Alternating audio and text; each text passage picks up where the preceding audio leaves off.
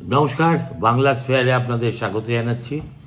না, আমি এখন এই ভিডিওতে তৃণমূল কংগ্রেসের প্রার্থী তালিকা নিয়ে কিছু বলবো না, সেটা বলবো ভাবছি আরও একটা ভিডিওতে, যেটা আপনারা ঠিক রাত্রি 10টায় দেখতে পাবেন। আমি আজকে অন্য এই ব্রিগেড সংক্রান্তই অন্য কয়েকটি প্রসঙ্গ নিয়ে আলোচনা করব। আমি ব্যক্তিগতভাবে প্রথম ব্রিগেড প্যারেড গ্রাউন্ডে জনসভা দেখেছিলাম ইন্দিরা গান্ধী আর মুজিবের একত্রে। তারপর অর্ধশতকেরও বেশি সময় কেটে গিয়েছে। কত দলের কত ব্রিগেড যে দেখলাম, আমার পক্ষে তার সঠিক হিসেব দেওয়া আপনাদের আদৌ সম্ভব নয়। কিন্তু আজকে ব্রিগেডে যা দেখলাম, তার মতো আজব, নির্জীব, কিম্ভূত কিমাকার জনসভা, তাও আবার ভোটের আগে, এর আগে আমি কখনো প্রত্যক্ষ করেছি বলে আমার মনে পড়ে না। দেখুন, এই তৃণমূল কংগ্রেসের যে ভদ্রলোক, যে ছেলেটি নাদান সেনাপতি, সে সব কিছুতেই একটা গ্লিটস, গ্ল্যামার, স্মার্টনেস, হাইটেক ইত্যাদি দেখাতে পছন্দ করে। তার মহড়া আমরা এক প্রস্ত ওই নব জোয়ার নাকি সেই অনুষ্ঠানে, সেই কর্মসূচিতে দেখেছিলাম। বিশাল বিশাল সব তাঁবু বাইরে থেকে ভাড়া করা, এয়ার কন্ডিশন টেন্ট, এলাহি খাবার দাবার। এখানেও সেটা লক্ষ্য করলাম, তারই একটা একটা কি বলবো, একটা বড় সড়ো স্মার্ট একটা প্রোডাকশন।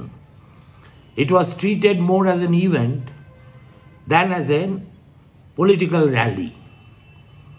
তার ফলে যেটা দেখা গেল যে, দেখুন, এত টাকা খরচা করে অত লম্বা একটা র্যাম্প, ডান দিকে চলে যাচ্ছে, বাঁ দিকে চলে যাচ্ছে, সোজা চলে আসছে। আরে ওই সব র্যাম্পে যাদের হাঁটা অভ্যেস আছে, সেই রকম কোনো লোক তো আপনাদের ওখানে ছিল না। যৌবনকালে অবশ্যই ওই র্যাম্পে হাঁটার যোগ্য ছিলেন শত্রুঘ্ন সিনহা, কীর্তি আজাদ। আজকে দেখছিলাম শত্রুঘ্ন অন্যের কাঁধে ভর না করে সিঁড়ি দিয়েই নামতে পারছে না। সুতরাং অত বড় একটা র্যাম্প ব্যবহার করার জন্যে যে কুশলতা লাগে, সেটা কি এক পলিটিশিয়ানদের থাকার কথা? তার চেয়েও বড় কথা, এত বড় একটা র্যাম্প পেয়েও মমতা বন্দ্যোপাধ্যায় তার হন্টনটা তো মনে মতো দিতেই পারলেন না। আর অভিষেক বন্দ্যোপাধ্যায় বেশ একটা ফিল্মি স্টাইলে টলিগঞ্জের ফ্লপ হওয়া হিরোর মতো সিঁড়ি দিয়ে নেমে যেতে যেতে যেতে যেতে যেতে যেতে নানাবিধ স্লোগান তোলার চেষ্টা করলেন, যাতে বাংলার চাইতে উত্তর ভারতের ছোঁয়া, বিশেষ করে নরেন্দ্র মোদীর ছোঁয়া অনেক বেশি ছিল বলে আমার মনে হয়। সব মিলিয়ে তিনিও বেশিক্ষণ ওখানে পায়তারা করার সুযোগ পেলেন না, কেননা ততক্ষণে নেত্রী এসে গিয়েছেন। আর নেত্রীও যে কী ভাষণ দিলেন, আমার মাথায় কিছুটাই ঢুকলো না। দেখুন, ভোটের আগে এত টাকা খরচ করে 7 মণ তেল পুড়িয়ে যখন কোনো রাজনৈতিক দল একটা বড় জনসমাবেশ করে, তখন সেখানে উপস্থিত কর্মী এবং সমর্থকেরা কি প্রত্যাশা করে এই ভোটে আমরা কি কি ইস্যু তুলব, কিভাবে প্রচার করব, কিভাবে বিজেপির মোকাবিলা করব, কিভাবে কংগ্রেস এবং লেফট জোটের প্রার্থীদের বিরোধিতা করব, এই সম্পর্কে নেতারা আমাদের একটা দিশা দেখাবেন, এবং এমনভাবে দেখাবেন যাতে আমাদের গাটা গরম হয়ে ওঠে এবং মনে হয় যে কলকাতায় যাওয়া এবং ছুটির দিনে এতক্ষণ সময় রোদের নিচে ব্রিগেড প্যারেডের গ্রাউন্ডে বসে থাকাটা সার্থক হয়েছে, পয়সা উসুল হয়ে গেছে। তা কি হলো? সত্যি কথা বলতে কি, কতগুলো কীরকম বোকা বোকা স্লোগান, জনগর্জনের সঙ্গে বিসর্জন, এই দুটো শব্দকে মেলাতে হবে। আরে বাবা, ছন্দের কারিগর নাকি? অভিষেক বন্দ্যোপাধ্যায়, না এপাং ওপাং ঝপামের কবি? দেখ, ছন্দটন্দ, স্লোগান এগুলো তো একটু পেশাদার লোকেদের হাতেই ছেড়ে দিলে হয়। সে আমি শুনছিলাম গর্জন, আপনারা বলবেন বিসর্জন, গর্জন আপনারা বলবেন বিসর্জন, আমি বলবো অমুক আপনারা বলবেন বিসর্জন। আরে ভাই, এ কি রবীন্দ্রনাথের বিসর্জন নাটক? আর এই বিসর্জনের যে হুঙ্কার, সেই হুঙ্কারটার মধ্যে আপনাদের যতটা না আত্মপ্রত্যয় ছিল, তার চেয়ে বেশি মনে হচ্ছিল যে আপনাদেরই বিসর্জনের একটা করুণ বিরহের সুর যেন গোটা সভা থেকে আজকে উঠে আসছে। সত্যি বলছি, মমতা বন্দ্যোপাধ্যায় দেখা গেল শেষ পর্যন্ত দলের রশি তার ভাইপোর হাতেই ছেড়ে দিয়েছেন। আজকে যে প্রার্থী তালিকা প্রকাশ হয়েছে, তাতেও ভাইপো অনুগামীদের একটা উল্লেখযোগ্য অনুপাত আছে, এবং এই সভার আয়োজন তার হাতে ছেড়ে দিয়ে গোটা ব্যাপারটাকে কিভাবে একটা মেগা ফ্লপ ইভেন্টে পর্যবসিত করতে হয় তার প্রমাণ অভিষেক বন্দ্যোপাধ্যায় নতুন করে রাখলেন। আমার তা নিয়ে কিছু বলার নেই। ওদের জনসভা, ওদের টাকা, অর্জিত অথবা অনর্জিত, আমি সেসবের মধ্যে যাচ্ছি না। এখানে দুটো কথা বলা হলো। একটা বললেন অভিষেক নিজে, সেটা হচ্ছে প্রধানমন্ত্রী গ্রাম সড়ক যোজনায় তিনি প্রধানমন্ত্রীকে চ্যালেঞ্জ করে বসলেন যে আরে ভাই, আপনারা কি কোনো 22, 23, 24 কোনো টাকা দিয়েছেন? তাহলে আপনি যে দাবি করছেন এত হাজার কোটি টাকা পশ্চিমবঙ্গকে দেওয়া হচ্ছে, আপনি প্রমাণ করতে পারবেন? যদি প্রমাণ করতে না পারেন, আমি যদি মিথ্যে কথা বলি, তাহলে আমি রাজনীতি করাই ছেড়ে দেব। আরে বাবা, আপনার রাজনীতি করা বা না করা নিয়ে বাংলার মানুষ কি খুব ভাবিত? আপনি চলে গেলে বাংলার 10 কোটি মানুষ বিছানায় শুয়ে শুয়ে চোখের জল ফেলবে, এই রকম ধারণার তো কোনো কারণ নেই। বরঞ্চ অসংখ্য লোক যে হাঁপ ছেড়ে বাঁচবে, এই ব্যাপারে কোনো সন্দেহ নেই। সে যাই হোক, দেখুন, মিথ্যে বলতে বলতে বলতে ব্যাপারটা এমন গিয়ে দাঁড়ায় যখন সব কিছু হারিয়ে যায়। এই যে প্রধানমন্ত্রী আবাস যোজনায় 2022-23 থেকে টাকা তো কেন্দ্র বন্ধ করে দিয়েছে, এবং সেটা তো আমরা সবাই জানি। এবং কেন বন্ধ করে দিয়েছে সেটাও আমি বেশ কিছুদিন আগে একটা আমার ভিডিওতে যথাসাধ্য বর্ণনা করার চেষ্টা করেছিলাম। আজকে যখন আবার এই প্রসঙ্গটাকে খুঁচিয়ে তোলার চেষ্টা হয়েছে, তখন আপনাদের আমি জানাতে চাই যে দেখুন, এটা ঠিক মানে চোরের মায়ের বড় গলার চাইতেও হাস্যকর ব্যাপার। প্রধানমন্ত্রী গ্রাম সড়ক যোজনা বলুন, প্রধানমন্ত্রী আবাস যোজনা বলুন, এই সব কিছুই রাজ্য সরকার প্রথমে আত্মসাৎ করে নেওয়ার চেষ্টা করছিল। অর্থাৎ প্রধানমন্ত্রী গ্রাম সড়ক যোজনাকে নাম দিয়ে দেওয়া হয়েছিল বাংলা গ্রাম সড়ক যোজনা, আবাস যোজনাকে বলা হচ্ছিল বাংলা আবাস যোজনা, এবং সেই মর্মে ডিএমরা, বিডিওরা তাদের অধস্তন কর্মচারীদের সার্কুলার পাঠাচ্ছেন, তারও কপি আমার কাছে আছে। সুতরাং প্রথমে টুকলি করা জন্য কাঠগড়ায় উঠল রাজ্য সরকার। কেন্দ্রের তরফে রাজ্য সরকারকে বলা হলো যে ভারতবর্ষের বাকি অন্য কোনো রাজ্যে তো এই যে core concept of the central schemes, এগুলো নিয়ে টানা হ্যাচড়া করা হচ্ছে না, আপনাদের রাজ্যেই খালি এটা হয় কেন? এবং বারবার বলা সত্ত্বেও সেটা আপনারা সংশোধন করেন না কেন? এমনকি এই 2022 সালে কেন্দ্রীয় যিনি ভারপ্রাপ্ত সচিব, তিনি তৎকালীন মুখ্য সচিব হরিকৃষ্ণ দ্বিবেদীকে চিঠিতে পরিষ্কার লিখেছিলেন যে আপনাদের যদি না পোষায়, অর্থাৎ আপনারা যদি সিদ্ধান্ত নেন যে সেন্ট্রালি স্পন্সর্ড স্কিমগুলোতে আপনারা আমরা যা বলছি সেটা মানবেন না, that is your free and sovereign choice, আপনারা সেটাই করুন, আপনারা you introduce your own scheme. কিন্তু যদি সেন্ট্রাল স্কিম আপনাদের বাস্তবায়িত করতে হয় তাহলে যে ন্যূনতম শর্তাবলী মেনে চলতে হবে সেটা আপনাদের করতেই হবে, এতে আমাদের কিছু বলার নেই। দেখুন, এই নিয়ে এই যে নাম আত্মসাৎ করে নেওয়ার প্রবণতা, এটা নিয়ে কেন্দ্রের সঙ্গে আমাদের রাজ্য সরকারের ঝগড়া চলছে সেই 2018-19 সাল থেকে। আর এই বরাদ্দ বন্ধ হয়ে যাওয়ার পরে যে ঝগড়াটা হচ্ছে তার সামান্য ছোট্ট একটা নমুনা আপনাদের আমি পড়ে শোনাচ্ছি। নগেন্দ্রনাথ সিনহা, এই ভদ্রলোক ছিলেন গভর্নমেন্ট অফ ইন্ডিয়ার মিনিস্ট্রি অফ রুরাল ডেভেলপমেন্ট এর সেক্রেটারি। তিনি দ্বিবেদীকে একটা চিঠি লিখে বলছেন যে আমি এত এত চিঠি তোমাকে লিখেছি। You may recall that this ministry had forwarded various complaints that we received, এবং তোমরা একটা অ্যাকশন টেকেন রিপোর্ট আমাদের পাঠিয়েছ।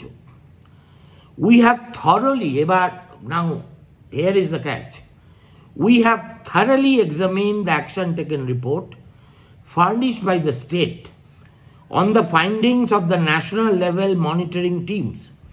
We have noted that the responses are sketchy and details of concrete compliance are missing. তার মানে শাক দিয়ে মাছ ঢাকার চেষ্টা ওই সো কল্ড অ্যাকশন টেকেন রিপোর্টেও যতটা পারা যায় আমাদের রাজ্য সরকার করেছে। ফর ইনস্ট্যান্স, যেমন উদাহরণস্বরূপ, state government has not provided photographic evidence of painting of permanent wait list on the walls of the gram panchayat buildings in GPs and name of the scheme Pradhan Mantri Awas যোজনা গ্রামীণ written on houses wherein NLM team observed that Bangla Awas Yojana has been written, যেটার কথা আমি আপনাদের বলছিলাম। Further, the state government has also not taken any action against the erring program officials responsible for implementation and monitoring, say for block and above, in any of the cases wherein irregularities were found to be true, and only action against the lower functionaries has been taken. এটা আমি গতকালই আপনাদের বলেছি যে টাকা দেওয়া আটকে আছে প্রধানত এই কারণে। কেন্দ্র বলছে যে লোকগুলোর তত্ত্বাবধানে এই দুর্নীতি হয়েছে তারা যত বড় পদেই বসে থাকুক না কেন, যত বড় নেতাই হোক না কেন, তাদের চিহ্নিত করে তাদের শাস্তি দিতে হবে, এবং তাদের কাছ থেকে যারা অন্যায়ভাবে ঘুষ দিয়ে বা টাকা চুরি করেছে তাদের কাছ থেকে টাকা রিকভার করতে হবে। এবং তারপরে বলছেন উনি, কেন্দ্রীয় সচিব, যে no information is available on recovery of money from persons with fraudulently sanctioned houses and for sanction to the eligible beneficiary. অর্থাৎ যার নামে বরাদ্দ হওয়ার কথা না, সে বাড়ি বানিয়ে ফেলেছে, যে তার কাছ থেকে টাকাটা উদ্ধার করে সেই বাড়িটা যে এলিজিবল তার হাতে তুলে দিতে হবে। I would also appraise that your reply response is still awaited from the state government on the references in Annexure 2. এখানে একটা অ্যানেক্সারও জুড়ে দিয়েছে।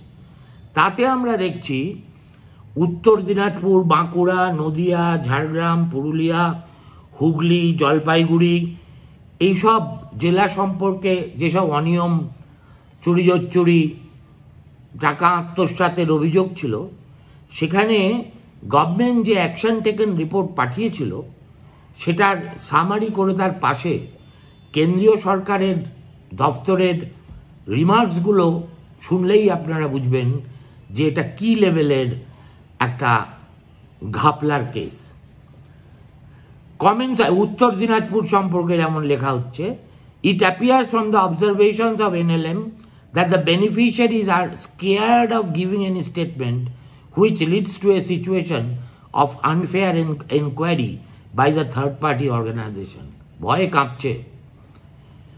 আর তারপরের বাঁকুড়া সম্বন্ধে, no action has been taken against the erring officials except denial of the matter. Nadia, no action has been taken against the officials who may also be responsible for such cases. Action may be taken against the BDO and district officials. এটা কার সম্পর্কে বলা হচ্ছে? নদিয়া, যে সম্পর্কে যার সেই সময়ে কারা বিডিও ছিলেন, তাদের কে নির্দেশ দিয়েছিলেন, সেই কাগজপত্রও আমার হেফাজতে আছে। কিন্তু বললাম তো, কেউ কি আর উৎসে গিয়ে দড়ি টানাটানি করে?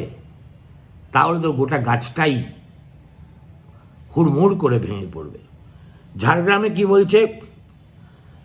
ঝাড়গ্রামে বলছে the state should enclose photographs.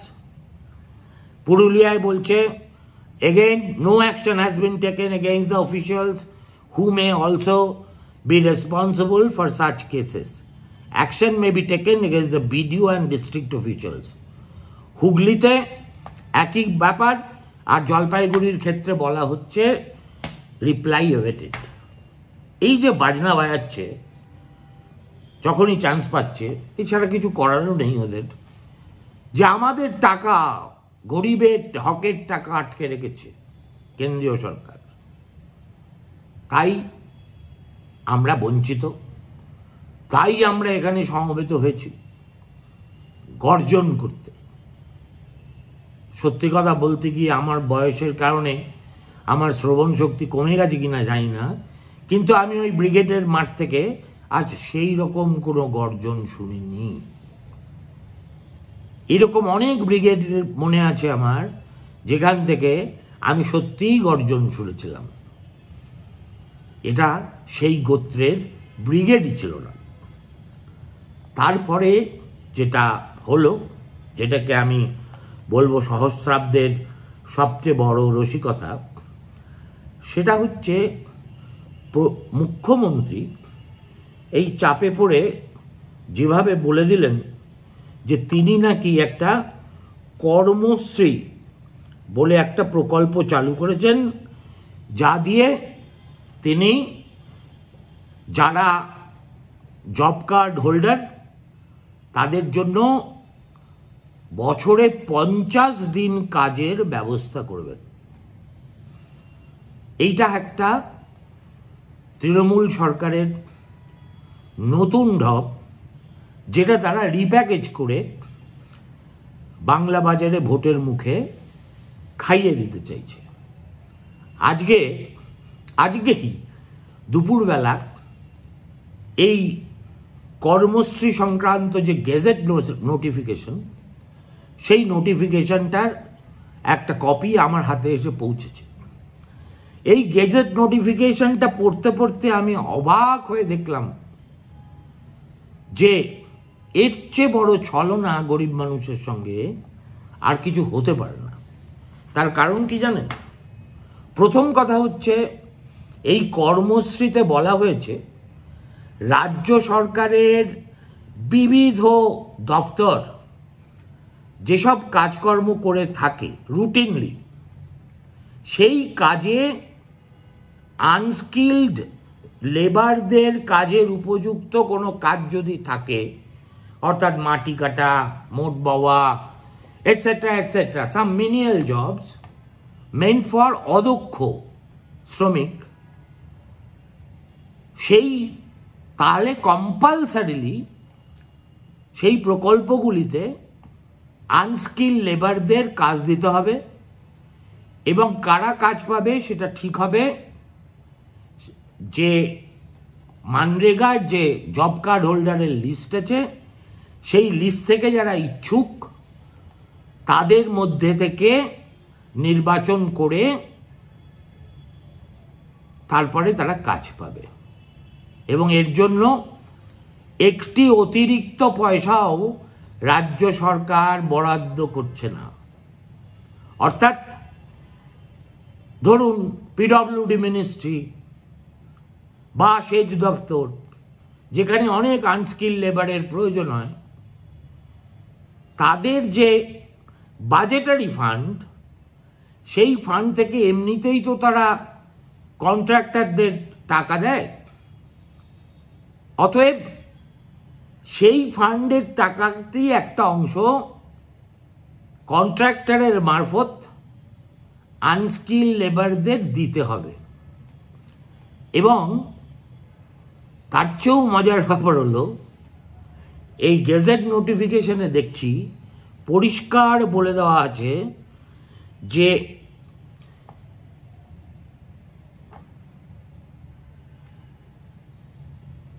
Wages of workers, এরা যে খাটবে আনস্কিল লেবাররা, সেই লেবারদের পেমেন্ট কে করবে?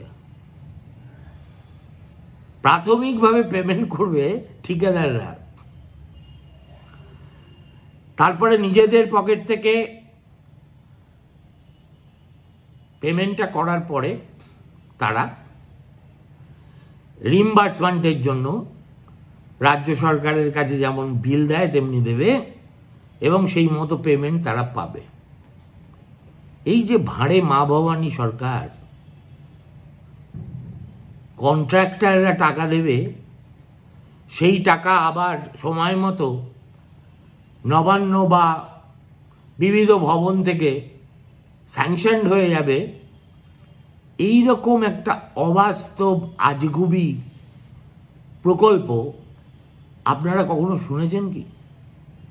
আপনারা জানেন যে কতজন হকের পাওনা কাজ করে তাদের জুতোর শুক্তলাখ হয়ে যাচ্ছে কিন্তু পাচ্ছে না? যে মুহূর্তে কন্ট্রাক্টররা শুনবে যে এই আনস্কিলড লেবারদের তাদের কাজের মধ্যে নেওয়াটা বাধ্যতামূলক এবং আগে তাদেরকে টাকা দিতে হবে, তারপর সেটা সরকার পুষিয়ে দেবে, আমার ধারণা ঠিকাদাররাও বলবে রইল তোমার এ ঘর দুয়ার, কেষ্টারে লয়ে থাকো। ইহার নাম কর্মশ্রী। একটা বেসিক কথা আমার বলে আমি আজকে শেষ করব। মানরেগা স্কিমটা ইউপিএর আমলে তৈরি হয়েছিল একটা বিশেষ লক্ষ্য নিয়ে। সেই লক্ষ্যটা ছিল গ্রামাঞ্চলের গরিব গুরব মানুষ যাতে না খেতে পেয়ে দিন না কাটান, সেজন্য বছরে 100 দিন অন্তত তাদেরকে এমন সব ব্যাপারে কাজ দেওয়া হবে যা থেকে অ্যাসেট ক্রিয়েশন হবে, অর্থাৎ সম্পদ তৈরি হবে। মুখে 100 দিন বললেও কোনো বছরই কোনো রাজ্যে কখনো 30 দিন, কখনো 40 দিন, কখনো 50 দিন, কখনো 60 দিন খুব বেশি হলে, তার বেশি দিন কাজের সুযোগ কোনো রাজ্যে কোনো শ্রমিক পেয়েছে বলে আমি শুনিনি। কিন্তু সেটার পারপাস ওয়াজ ডিফারেন্ট। গ্রামের মানুষ তার গ্রামেই একটা কাজ করবে উইথ দ্য যেভাবে প্রেসক্রাইবড নর্মস আছে সেগুলো মেনে, তাকে দূরেও যেতে হবে না, দালালের খপ্পরেও পড়তে হবে না, পেমেন্টের জন্য কন্ট্রাক্টরের দ্বারস্থ হতে হবে না। The amount will come directly to his account. সেই ব্যবস্থাটার বদলি হিসেবে এই যে কর্মশ্রী বলে যে ঢপশ্রী প্রকল্পটি চালু হলো, এতে কি বলা আছে জানেন? মুখ্যমন্ত্রী বলছেন 50 দিনের কাজের গ্যারেন্টি, অথচ লেখা আছে একাধিক ক্রমে 14 দিনের বেশি কাজ কেউ চাইতে পারবে না। এবং জব কার্ড সব হোল্ডার পাবে না, হাউস হোল্ড পিছু একজন পাবে, তাও প্রাথমিকভাবে মাত্র 14 দিনের জন্য। এবং 14 দিন হয়ে গেলে তার কপালে যে আবার ঘুরে ফিরে সেকেন্ড 14 দিন আসবে বা থার্ড 14 দিন আসবে বা ফোর্থ 8 দিন আসবে, এইসবের কোনো নিশ্চয়তা নেই, গপ্পও নেই, কিছুই নেই। তার মানে যেটা দাঁড়াচ্ছে সেটা হচ্ছে একটা গোয়ার তুমি করা সরকার তাদের ডাকাতির ধন সুরক্ষিত রাখতে এবং চোরেদের নিশ্ছিদ্র প্রহরার মধ্যে রেখে দেওয়ার জন্য কেন্দ্রের সঙ্গে একটা অকারণ ছায়াযুদ্ধ করেই যাচ্ছে। আর রাজ্যও পারে এই রকম একটা শূন্যগর্ভ আস্ফালন করে এমন সব প্রকল্প বাজারে নামাচ্ছে, সেটা পড়ার পরে যে কোনো প্রকৃতিস্থ লোক অপ্রকৃতিস্থ হয়ে যেতে বাধ্য। আমি দেখলাম তৃণমূল কংগ্রেসের যে প্রার্থী তালিকা প্রকাশিত হয়েছে তাতে একজন মহিলা সাইকিয়াট্রিস্ট আছেন। এই দলটার এখন সাইকিয়াট্রিস্টেরই সবচেয়ে বেশি প্রয়োজন। ভালো থাকবেন। 10টায় আবার ফিরে আসছি এই প্রার্থী তালিকার একটু কাটাছেঁড়া করব বলে। নমস্কার।